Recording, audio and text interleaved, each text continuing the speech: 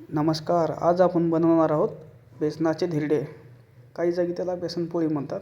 कांदा, कोथिंबीर, टोमॅटो आपण घेतलेला आहे. ते मिक्सरमध्ये टाकून घेऊया सगळं आणि त्यामध्ये थोडासा जिरे टाकूया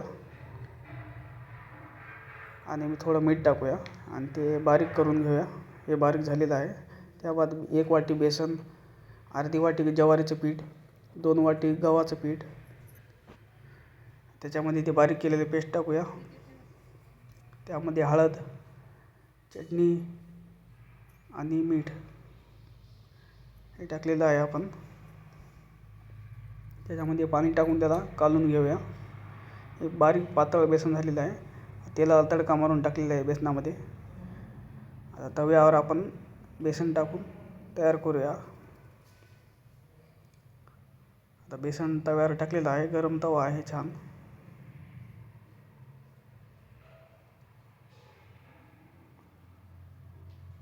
आता 1-2 मिनिट झाकून ठेवायचे. आता हे बघा तयार झालेलं आहे. याला परतून घेऊया. हे बघा छानपैकी कलर आलेला आहे नंबर 1.